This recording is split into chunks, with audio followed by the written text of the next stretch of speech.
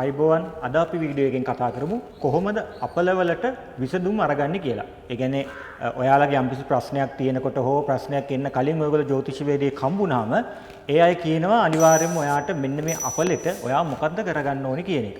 එතකොට ඒ අපලෙට අදාළව කරන්න ඕන වත්පිළිවෙත් ඔයගොල්ලෝ කරන්න ඕනේ. ඉතින් ඔයගොල්ලෝ තැන්ටත් තමන්ම හඳහන බලාගෙන ඔයාලගේ යම්කිසි සෙනසුරු ඒරාස්ටකයක් හරි යම්කිසි නරක දසා කාලයක් යනවා නම් ඒ කාලය හඳුනාගත්තට පස්සේ ඒකට කරන්න ඕන විසඳුම් මොනවාද කියන එක තමයි අද මම මේ වීඩියෝ එකෙන් ඔයගොල්ලන්ට අරන් එන්නේ.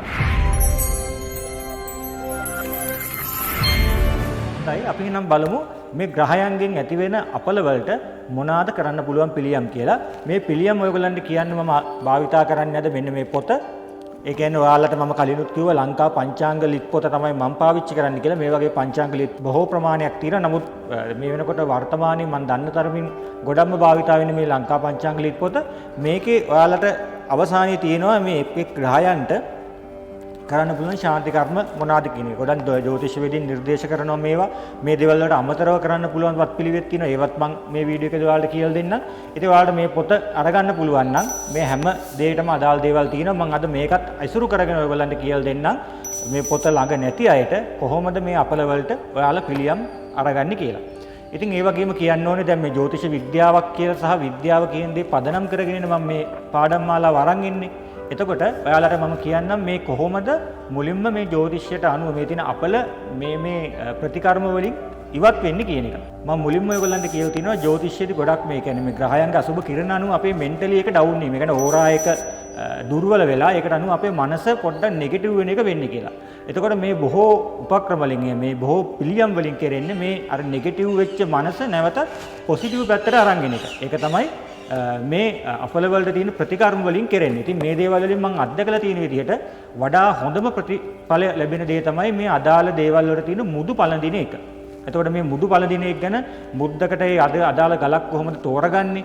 නිවැරදිව මේක වීදුරු ගලක්ද හොඳ මැණික් ගලක්ද? මේ දේවල් ගැන තව ඉදිරියේදී ඒ කියන්නේ මැණික් ගල් ගෙනහැල්ලා ඔයාලට පෙන්නන ගමන් මෙන්න මෙහෙමයි මේක තෝරගන්නේ කියන එකත් එක්කම වීඩියෝ එකක් කරන්න බලාපොරොත්තු වෙමින් ඉන්නවා. ඒකට කලින් කරන පෙර සූදානමකට එන වීඩියෝ එකක් තමයි අද මම මේ කරන්නේ. ඉතින් ඔයාලා මේ කියන දේවල් වලට අනුව මේ මැණික් එහෙම පළඳිනකොට අනිවාර්යයෙන්ම විශ්වාසවන්ත දෙනකින් මැණික් අරගන්න. එහෙම නැති වුණොත් ඔයගොල්ලෝ මේ කරන දේ තේරුමක් නැති වෙනවා. ඒ වගේම තමයි මේකෙදි තියෙන වෘක්ෂ වලට වන්දනා කරනවා කියන එක ඇත්තටම අදහස වෙන්නේ වෘක්ෂ. ඒ ගස් ටිකක් ළඟින් විතර ඇසුරු කරන්න ඕනේ. ඒ ගස් ළඟ නිතර ඉන්න ඕනේ. එතකොට තමයි එයාලගේ තියෙන කිරණ ශක්තියින්ට අනුව ඔයාගේ තියෙන අසුබ කිරණ ඉවත් කළා ඔයාට හොඳ ප්‍රතිඵල දෙන්න පුළුවන් වෙන්නේ. ඉතින් ඒ නිසා මේ දේවල් නිවැරදිව කරන්න. හරි. අපි එහෙනම් බලමු පළවෙනියෙන්ම රවිගේ අපලයට. ඔයාගේ හඳානේ රවි දුර්වල වෙලා තියෙනවා නම් රවිගේ අපල නිසා ඔයාගේ යන මේ දශා කාලයක් නිසා එහෙම නැත්නම් ගෝචරයක් නිසා රවිගේ යම්කිසි බලපෑමකින් ඔයාට අපල සිද්ධ වෙලා තියෙනවා නම් රවිගේ අපල වලට කරන්න පුළුවන් දේවල් මොනවාද කියලා. ඉතින් රවිගේ අපල වලට ඔයාට පුළුවන් කරන්න ශිව දෙවියන්ට බාර වෙන්න පුළුවන්. මේ ශිව දෙවියන්ට බාර වෙන්න කියන්නේ මේ දේව සංකල්පත් එක්ක අදාළ දේවාලවල ගොඩක් වෙලාට මේ දෙවියන්ට අදාළව නිර්මාණය කරපු මන්ත්‍ර ස්තෝත්‍ර නිතර ගායනා වෙන නිසා ඒ අවකාශයේ තියෙන්නේ ඒ රවිගේ අපල වලට ඒ නෙගටිව් ෆීඩ් එක ඔයාගේ උඩට ගන්න පුළුවන්. නෙගටිව් තත්ත්වය අයින් කරලා පොසිටිව් කරන්න පුළුවන් මට්ටමේ ශක්තියක් තමයි මේ දේවාලයේ අවට ගැබ් වෙලා තියෙන්නේ. එතකොට ඒක නිරන්තරයෙන් වෙන්නේ ඒවට අදාළව හදලා තියෙන මේ මන්ත්‍ර නිතර මේ කම්පන තරංගයේ ආශ්‍රය වැඩ කළා. එතන හැදිලා තියෙන්නේ අවට අවකාශයේ තියෙන්නේ මේ අපලවල තත්ත්වය අඩු කරන්න පුළුවන් ශක්තිය. ඒ ශක්ති ප්‍රභේදයක් තමයි එතන නිර්මාණය වෙලා තියෙන්නේ. ඒ නිසා ශිව දේවාලයකට ගිහලා ශිව දෙවියන්ට පූජාවක් ටිකක් තියලා ඔයාට දැඩි අදිෂ්ඨානයක් ගන්න පුළුවන්. මේ අවස්ථාවේ මට මේ අපල අයින් වෙලා මගේ ජීවිතේ සාර්ථක කරලා දෙන්න කියන එක ඔයාට ඒ අවස්ථාවේදී බාරයක් විදිහට වෙන්න පුළුවන්. ඉතින් එතකොට දෙවියන් වශයෙන් මේවා හඳුන්වන්නේ ශිව දෙවියන් තමයි පිහිට පැතිය යුතු දෙවියන් විදිහට ජ්‍යොතිෂය හඳුන්වලා දීලා තියෙන්නේ. ඒ වගේම තමයි ඔයාලා මුදු පළඳිනවා නම් රවිගේ අපලයට පත්ම රාග ගලක් තමයි ඔයාලා මේ මුද්දට භාවිතා කරන්න ඕනේ. එතකොට මුද්ද හදනකොට අනිවාර්යයෙන්ම අපල වලට මුදු හදනකොට මේ මුද්ද හිල් කරලා ගල මේ ශරීරයේ ස්පර්ශ වෙන විදිහට තමයි සාමාන්‍යයෙන් අපල වලට මුදු හදන්නේ. මොකද ඒක අනිවාර්යයෙන්ම ඔයාගේ ඇඟේ ඕරා එකත් එක්ක කනෙක්ට් වෙලා තියෙන්න ඕනේ. ඒ වගේම තමයි ඔයාලට මේ මුදු හදනකොට රත්තරන් වලටම යන්න බැරි නා රත්තරන් වලින් මුදු හදන්න අවශ්‍යතාවයක් ඇත්තටම නෑ. එහෙම මේ ඔයාලගේ අපල වලට මුදු දාද්දි ඉතින් ඔයාට පුළුවන් රිදී සුදු යකඩ වගේ ඔයාට කැමති. ඔයාගේ පස්ලෝ වලින් හරි කමන්නේ මුද්ද නිර්මාණය කරගන්න. එහෙම නැත්නම් කැරට් ප්‍රමාණය අඩු කරලා රත්තරන් ප්‍රමාණය අඩු කරලා හරි කමන්නේ ඔයාට මේ මුද්ද නිර්මාණය කරන්න පුළුවන්. ඒතකොට පద్ම රාග ගලක් තමයි මුද්ද විදිහට දාන්න ඕන රවිගේ අපලෙට. ශිව දෙවියන්ට තමයි ඔයා පූජාවන් කරනවා නම් කරන්න ඕනේ. ඒ වගේම තමයි ඉබුල් වෘක්ෂයට ඉබුල් ගහකට සාත්තු කරන්න, ඉබුල් වෘක්ෂයක් අඩු ගානේ ගෙදර පොඩි පැලයක් හදාගෙන හරි මේ ඉබුල් ගසට නිතර නිතර සාත්තු කරන්න පුළුවන් නම් ඒකත් මේ රවිගේ අපල කාලවල තියෙන තදබල අපල ඔයගොල්ලන්ට අඩු කරගන්න දෙයක් වෙනවා. සාමාන්‍යයෙන් මේ අපල වලට කරන්න පුළුවන් ගොඩාක් දේවල් මේවා තියෙනවා. නමුත් මම මේ ප්‍රධාන තුනක් විතරයි ඔයාලට කියන්නේ. ඊට අමතරව මේ ජ්‍යොතිෂයෙන් වැඩ ගන්න පුළුවන් බෞද්ධ අයට විතරක් නෙමෙයි ක්‍රිස්තියානි වේවා ඕනම ආගමක කෙනෙක්ට මේකෙන් ප්‍රතිඵල ගන්න පුළුවන්. ඕනම අපලයකට තමන්ගේ ආගමික ස්ථානයට ගිහිල්ලා ආගමට අනුව ජීවත් වීමෙන් නිතර නිතර ආගමික ස්ථාන ඇසුරු කිරීමෙන් අර දුර්වල වෙලා තියෙන මනසට ලොකු සහනයක් එන නිසා හැමතිස්සෙම ඕනම අපලයකදී නිරන්තරයෙන්ම තමන්ගේ ආගමට දහමට අනුව ජීවත් වෙන්න. ඒක ගොඩක් වැදගත්. ඒ කාලවලදී ඔයාලගේ තියෙන මේ සිතුවිලි එහෙම අනේක කන්ට්‍රෝල් කරලා තියාගන්න. ඉතින් එතකොට ඉබුල් ගසර සාත්තු කරන්න පුළුවන් රවිගේ අපල වලට. ඊළඟට අපි බලමු සඳුගේ අපල වලට මොනවාද තියෙන්නේ කියලා. සඳුගේ අපල වලට මුතු කැටේ තමයි ප්‍රධාන වශයෙන්ම තියෙන්නේ. මුතු තමයි ඒ කියන්නේ මුද්දකට පළඳිනවා නම් මුතු කැටයක් තමයි ඔයාලා පළඳින්න ඕනේ. එතකොට මේ මුතුත් තියෙනවානේ. සින්තටික් මුතු තියෙනවා. ඊට පස්සේ මුතු බෙල්ලන්ගෙන් කෘත්‍රිමව හද. නමුත් ඒ කෘත්‍රිමව හැදුවත් ඒක නිර්මාණය කරන්න මුතු බෙල්ලන්ගෙන් නිසා මිල අඩුවට ගන්න තියෙන මේ මුතු කැට වුණත් ප්‍රශ්නයක් නැහැ. ස්වභාවික මුතු කැට ටිකක් ගන්න. නමුත් මුතු කැටයක් ඔයාලගේ මුද්දකට පාවිච්චි කරන්න පුළුවන් සඳුගේ අපල වලට. ඉතින් සඳුගේ අපල වලට ඔයාගේ මොකක් හරි ඒරාෂ්ටක අපලයක් වේවා එහෙම නැත්නම් සඳු දුර්වල වීමෙන් ගොඩක් වෙලාවට සඳු දුර්වල නම් මානසිකත්වයේ සෑහෙන්නම අවුල් වෙනවා. සෙනසුරු ඒරාෂ්ටකත් එක්ක සහ සඳු දුර්වල වීමෙන් මානසික රෝග පවා හැදෙන අවස්ථාවල් බහුලයි. ඒ නිසා මේ වගේ අවස්ථාවක් උදා වෙලා තියෙනවා නම් ඔයාට හොයාගේ වෙනත් හිතවත් කෙනෙක්ට ඒකට මුතු කැටයක් පළඳින්න පුළුවන්. ඊට අමතරව දේවාලයකට ගිහිල්ලා මේක පිළිපදන මහා බ්‍රහ්මයා තමයි අයිති වෙන්නේ සඳුගේ අපල වලට. එතෙන්ට ගිහිල්ලා පූජා වට්ටියක් තියලා පිහිට බලන්න පුළුවන්.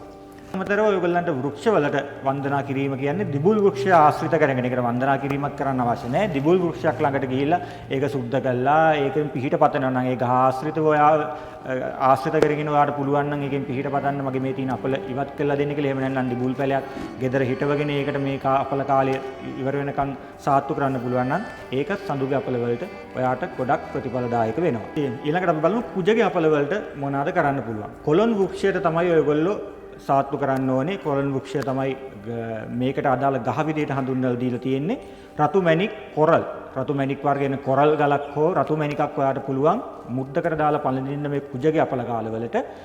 මීට අමතරව කතරගම දෙවියන්ග තමයි කුජගේ අපල වලට හඳුන්වලා දීලා තියෙන පිහිට පැතියුතු දෙවියන් විදිහට. ඉතින් කුජගේ අපලයක් තියෙනවා නම් කතරගම දේවාලයට ගිහින් පූජා වට්ටියක් තියලා මේ අපල කාලය ඉවර වෙනකන් ඔයාට පිහිට පතන්න පුළුවන්. මේ කිව්ව ගල් වර්ග දෙකෙන් අදාළ ගලක් දාලා ඔයාට මේ කුජ අපල වලින් බේරෙන්න පුළුවන්. කුජගේ අපල වලට ඔයගොල්ලෝ පිහිට පතනවා නම් පිහිට පතන්න ඕනේ විෂ්ණු දේවාලයකට ගිහින් විෂ්ණු දෙවියන්ට තමයි පිහිට පැතීමෙන් ඒ ශාන්තිය උදා කරගන්න ඕනේ. පච්ච ගලක් තමයි පච්ච කියන ගල් වර්ගය තමයි ඔයගොල්ලන්ට බුද්ධගේ අපල වලට පළඳින්න නිර්දේශ වෙලා තියෙන ගල් වර්ගය. පච්ච ගලක් ඔයාට මුද්දක් විදිහට පන්දලා බුද්ධගෙන් එන කිරණ වලින් එන අපල වලට සාර්ථක ප්‍රතිඵල අත් කරගන්න පුළුවන්. ඒ වගේම තමයි ශාකයක් විදිහට ශාකයක් ඇසුරු කරගෙන මේ දේවල් කරද්දී ඔන්න කොහොඹ වෘක්ෂය ඇසුරු කරගෙන නිරන්තරයෙන් කොහොඹ පැලයකට ආවතේව කරගෙන කොහොඹ පැලයක් නඩත්තු කරගෙන කොහොඹ පැලයේ ආශ්‍රිත විඳලා ඔයාට පුළුවන් මේ බුදගේ අපල වලින් බොහෝ සහනයක් අරගන්න. ඒ තුන තමයි මම නිර්දේශ කරන්න. තව ගොඩාක් ක්‍රම තිබුණත් මම නිර්දේශ කරන්නේ බුදගේ අපල වලට. ඊට පස්සේ ගුරුගේ අපල වලට පුෂ්ප රාගය තමයි ඔයාට ගලක් විදිහට පළඳින්න තියෙන. පුෂ්ප රාග ගලක් ගුරුගේ අපල වලට පළඳින්න පුළුවන්. ශිව සහ කතරගම දෙවියන්ගේ දේවාල වලට ගිහිල්ලා පූජාවක් තියලා ඔයාට පිහිට පතන්න පුළුවන් දෙවියන්ගෙන් පිහිට පතන දේවල් වලට. බෝගස තමයි ගුරුගේ අපල වලට නිර්දේශ වෙලා තියෙන ගස. ඒ නිසා ගුරුගේ අපල වලට අදාළව බෝගස ආශ්‍රිත කරගෙන නිරන්තරයෙන් බෝධි පූජා තිබීමෙන් ඔයගොල්ලන්ට ගුරුගේ අපල වලින් සහනය ලබා ගන්න පුළුවන්. ඊට අමතරව බෝගහය කියන්නේ බෝධි අපේ බෞද්ධයන් විදිහට හැමෝටම බෝධිය ඇසුරු කරගෙන බෝගහ ඇසුරු කරගෙන බෝධි පූජා තිබිලා තමන්ගේ මනසට සැහැල්ලුවක් අරගන්න මේ ඕනම අපලයකට ඒක ගොඩක් සුබදායී වෙනවා. ඊළඟට අපි බලමු සිකුරුගේ අපල වලට මොනවාද කරන්න පුළුවන්. සිකුරුගේ අපල වලට ඔයගොල්ලෝ පාර්වතී දෙවියන්ට තමයි පාර්වතී දේවාලයකට තමයි ගිහින් පිහිට පතන්න ඕනේ. ඒ වගේම දියමන්ති එහෙම නැත්නම් සුදු මැණික් වර්ග තමයි මේ සිකුරුගේ අපල වලට නිර්දේශ කරලා තියෙන්නේ. ඉතින් සිකුරුගෙන් වෙන අපලයක් මේ වෙනකොට හඳහනේ තියෙනවා නම් දියමන්තියක් පැලඳීමෙන් සිකුරුගෙන් වෙන අපල ඔබට බොහෝ දුරට අඩු කරගන්න පුළුවන්. ඒ වගේම තමයි කරඬ වෘක්ෂයට සාත්තු කිරීමෙන් කරඬ වෘක්ෂය ඇසුරු කර ගැනීමෙන් මේ අපල ගොඩක් දුරට අඩු කරගන්නත් ඔයගොල්ලන්ට හැකියාව ලැබෙනවා.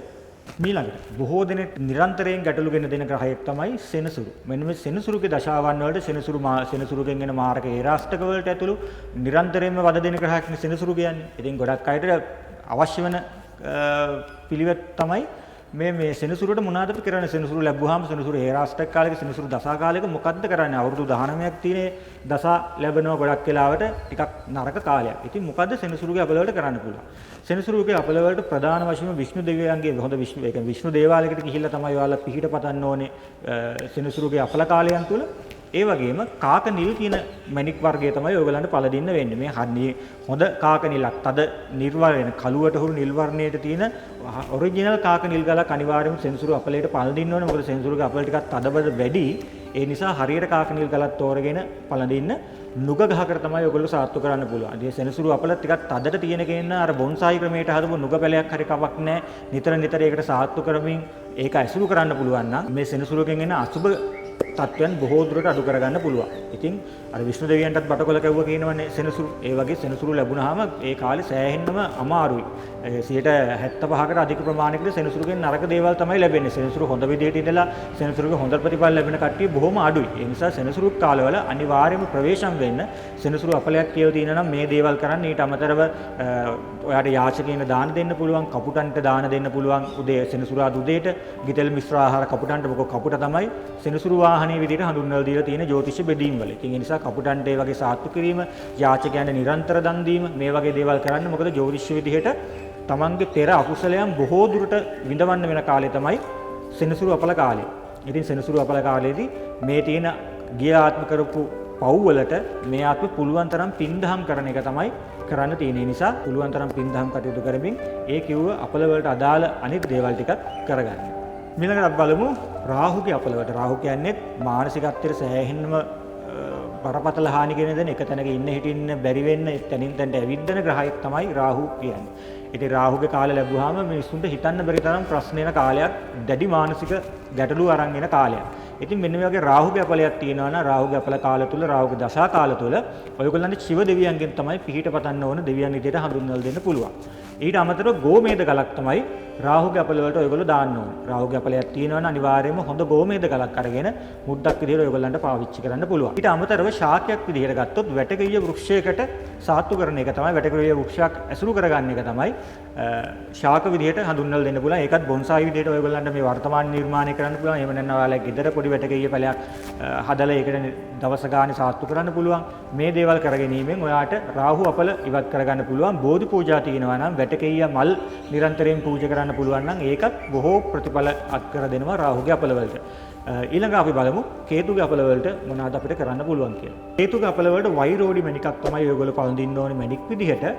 කෙසෙල් තමයි වෘක්ෂය විදිහට හඳුන්වලා දෙන්නේ. ඒ නිසා ඔයාලට කෙසෙල් වගා කරන්න පුළුවන් නම් මේ කාලය තුල කෙසෙල් පැල නිතර ඇසුරු කරගන්න පුළුවන් නම් කෙසෙල් කියන ශාකය ඒකෙන් ගොඩක් ඔයාලට ලොකු සහනයක් මේ කේතුගේ කාලෙදි හම්බ වෙනවා. ඉතින් වෛරෝඩි මණික පළඳින්න කෙසෙල් ශාකයට සාත්තු කිරීම, කෙසෙල් ගස ආශ්‍රිතව නිරන්තරයෙන් කෙසෙල් ගස ආශ්‍රිතව යම් දෙයක් සිදු කිරීම. ඊට අමතරව කේතුගේ අපල වලටත් විෂ්ණු දෙවියන්ට තමයි ඔයගොල්ලෝ පිහිට පතන්න ඕනේ. ඉතින් මේ දේවල් කර ගැනීමෙන් ඔයගොල්ලන්ට ඒ අදාළ අපරකාරී තත්ත්වයන් දුරු කරගන්න පුළුවන්.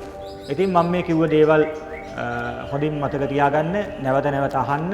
එහෙම නැත්නම් මේ ලිට් පොතක් අරගෙන ඔයාලට පුළුවන් ඒකේ පැහැදිලිවම සියලු දේවල් හඳුන්වලා දීලා තියෙනවා. ඒකෙන් දැනගන්න. කොහොම හරි කමක් නැහැ. ඔයාලට අපලයක් තියෙනවා නම් ඒකෙන් ඔයාලට ඉෆෙක්ට් එකක් යම්කිසි දැනෙන්න ගත්ත ගමන්ම මේ දේවල් කරගන්න.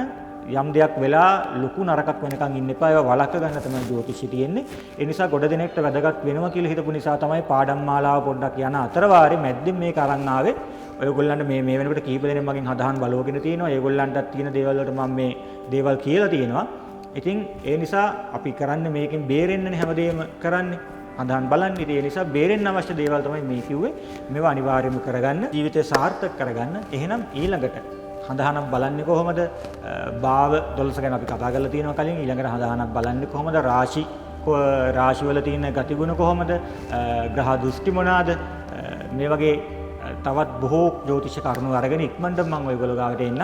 තාම channel එක subscribe කරලා නැත්නම් අනිවාර්යයෙන්ම පහළ තියෙන subscribe button එක press කරන්න. subscribe කළා විතරක් මදි. එතන තියෙනවා notification bell icon එක. ඒක දාපු ගමන්ම ඔයගොල්ලන්ට මගේ වීඩියෝ බලන්න පුළුවන් ආපු ගමන්. එතකොට notification එකක් එනවා. ඔයා මේකට interest නම් ඔයා මේක ජ්‍යොතිෂය ගැන නිරන්තරයෙන් හොයන්න කැමති කෙනෙක් නම් තමන්ගේ හදන තමන්ම බලා ගන්න කැමති නම් මේ වීඩියෝ පාඩම් මාලාවත් එක්ක ඉන්න මම අනිවාර්යයෙන්ම මේකට ඔයගොල්ලන්ගේ කැමැත්ත තියෙනවා නම් ඔයාට ඒ දේ පුළුවන් වෙන මට්ටමටම අනිවාර්යෙන් අරගන්න. ඒ නිසා මගේ වීඩියෝ ගැන මම වීඩියෝ කරන ස්ටයිල් එක ගැන එහෙම නැත්නම් වීඩියෝ වල තියෙන දුර්වලතාවයන් තව මොනවද එකතු වෙන්න ඕනේ මේ හැම දෙයක්ම කමෙන්ට් කරන්න. මොකද ඔයාලගේ කමෙන්ට් එක තමයි මට තියෙන ලොකුම ශක්තිය. ඔයගොල්ලෝ කමෙන්ට් නොකළොත් මට අර වීඩියෝ කරන ස්පීඩ් එක ටිකක් අඩු වෙනවා. ඒ නිසා අනිවාර්යයෙන්ම කමෙන්ට් කරන්න, ලයික් කරන්න. මේකේ යම්කිසි දෙයක් තව කෙනෙක්ට දැනගන්න තියෙනවා නම් අපේ නැති වීගෙන යන අපේ පැරණි දෙයක් ජ්‍යොතිෂය මේක වර්තමාන තරුණ පරම්පරාවෙන් ඊළඟ පරම්පරාවට අරයි යන්න පුළුවන් නම් මේක ෂෙයා කරලා අනිත් අය දැනුවත් කරන්න. මේ දේවල් කරන්න channel එකත් එක්ක රැඳිලා ඉන්න ගගන ප්‍රතාප YouTube channel එකත් එක්ක. එහෙනම් ඊළඟ දවසේ තව වීඩියෝ එකකින් හම්බ වෙමු. හැම දිනාටම ආයුබෝවන්.